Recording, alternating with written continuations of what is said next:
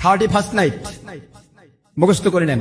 31st night অর্থাৎ পহেলা জানুয়ারি, পহেলা মহররম, মহররমও করা যাবে না, পহেলা মহররম অথবা পহেলা বৈশাখ, এ সব কিছু আপনারা নিয়ম কানুন জানবেন। সমস্ত নিয়মগুলি হচ্ছে ইহুদি, নাসারা, মুশরিকিন এবং মাজুসীদের আমল। জোরে কন্যা উজুবিল্লাহ। এটা হিন্দুরা করে, হিন্দু ভাইরা করে, সেটা তাদের তৈরি, তাদের ধর্ম অনুসারে তারা করে, সেটা তাদের ব্যাপার। এই কথা বুঝতেছেন তো?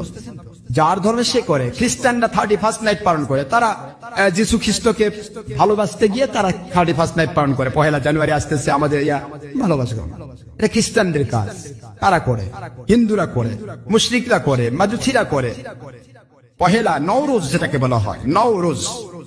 তাফসীর আহমদী হযরত ইমাম তরিকত শরিয়ত হযরত মাইনুদ্দিন চিশতি আজমেরি সঞ্জেরি রহমাতুল্লাহ আলাইহি, যিনি যার চেহারা মুবারকের দিকে তাকিয়ে 90 লক্ষ হিন্দু, মতান্তরে 1 কোটি হিন্দু কলেমা পড়ে মুসলমান হয়ে গিয়েছিলেন। ইন্তেকালের পরে দীর্ঘ সময় জমিনের মধ্যে রাখা হলো।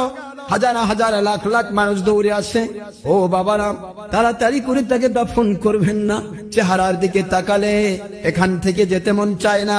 আল্লাহর ওলিকে একটু দেখে নেই বাবা। কিছুক্ষণ পরে দেখা গেল, একবার নয়, দুইবার নয়, একজন নয়, দুইজন নয়, শত শত মানুষ দেখেছে, শত শত মানুষ প্রমাণ করেছে। উনি ইন্তেকালের পরে ওনার মাথার কপালের উপরে নূরানি সোনালী অক্ষরে লিখিত হয়েছে, হাদা হাবিবুল্লাহ মাতা ফি হুব্বিল্লাহ। ইনি আল্লাহর বন্ধু, আল্লাহ পাকের প্রেমেই তিনি দুনিয়া থেকে বিশাল শরীফ লাভ করেছে। ইন্তেকাল, ট্রান্সফার হয়েছেন আল্লাহর মহব্বতের মধ্য দিয়ে। সেই ইমামত তরিকত শরিয়ত হযরত মাইনুদ্দিন চিশতি আজমেরি সঞ্জেরি রহমাতুল্লাহ আলাইহি লেখেন তার কিতাবে, হযরত আবু হানিফা রহমাতুল্লাহ লেখেন তার কিতাবে, সমস্ত হক্কানি ওলিয়া তাদের কিতাবে লেখেন, মান তাশাব্বাহা বিকওমিন ফাহুয়া মিনহুম।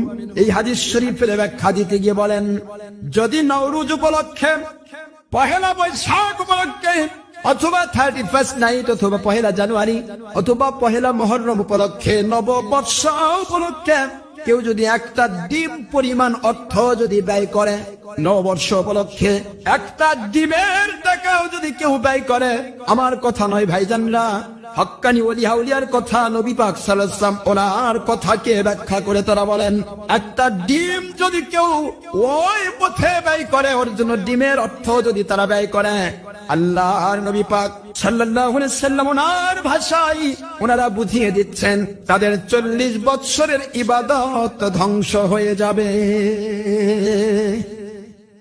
কত বছরের ইবাদত? আরো জোরে বলেন। আমরা কয় বছর ইবাদত করছি?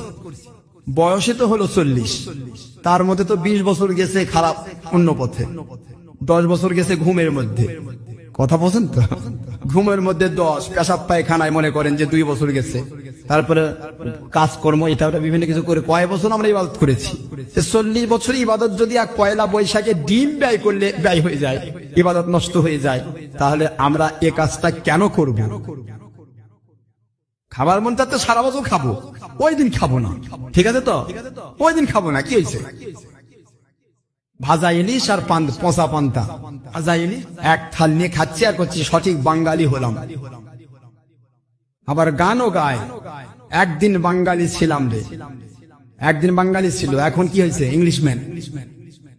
বাংলা, আমার বাংলাদেশে থাকি, আমরা বাংলাদেশে বাস করি, বাংলাদেশে আমার মাতৃভাষা, পিতৃভাষা, বাংলাকে আমরা ভালোবাসবো, সারা জীবন ভালোবাসবো। হব্বুল ওয়াতান মিনাল ঈমান, দেশকে ভালোবাসা ঈমান, ভালোবাসতেই থাকবো। কিন্তু বাংলাকে ভালোবাসতে গিয়ে আমি নন মুসলিমদের তর্জ তরিকা মেনে নিতে পারবো না। নন মুসলিমের তর্জ তরিকা মানিলে কি হবে? তার অন্তর্ভুক্ত হয়ে যাবে।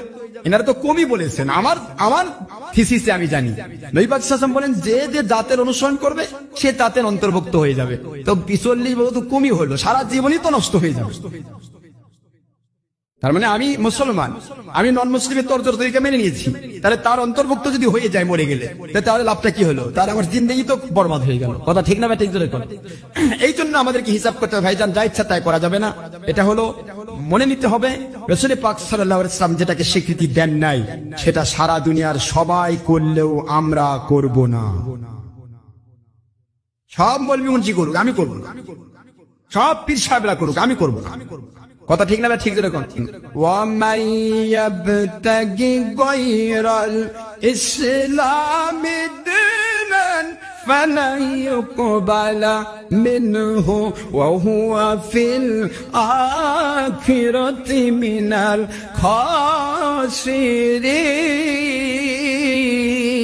খাসিরিন। পবিত্র কোরআন শরীফ 3 নম্বর সূরা 3 নম্বর পারা সূরাতুল আলে ইমরান আয়াত শরীফ নম্বর 85 আল্লাহ পাক বললেন, তোমরা আমার নিয়ম, আমার নবীজি পাক সাল্লাল্লাহু আলাইহি ওয়াসাল্লামের নিয়ম কানুনকে বাদ দিয়া কোন বাতিল মত পথের নিয়ম যদি মেনে নাও, শুনে নাও, এটা দুনিয়াতে আমি আল্লাহ পাক কবুল করব না, যতই চাকচিক্যপূর্ণ হোক না কেন। আর আখিরাতে তোমরা জাহান্নামে দগ্ধীভূত হয়ে ক্ষতিগ্রস্তদের শামিল হয়ে যাবে। এই জন্য আমাদেরকে আল্লাহ পাক রব্বুল আলামিন ওনার কোরআন শরীফ মানার জন্য আমাদের সমস্ত তাসাব্বু বাদ দিতে হবে। ভ্যালেন্টাইন ডে করতে পারবো না আমরা, 31st নাইট করতে পারবো না, কোনো খেলাধুলার জন্য বাজি মারতে পারবো না, কোনো ক্ষেত্রে কোনো মানুষ কোন বাতিল ফেরকার কোন মত পথ আমরা মেনে নিতে পারবো না। প্রতিটি চিন্তা ভাবনা করে যখন আমরা কাজ করতে চাইবো, আল্লাহর কুদরত থেকে গায়েবী মদদ নাজিল হবে, দুনিয়ার কেউ কোনো ক্ষতি করতে পারবে না। যারা বলুন সুবহানাল্লাহ।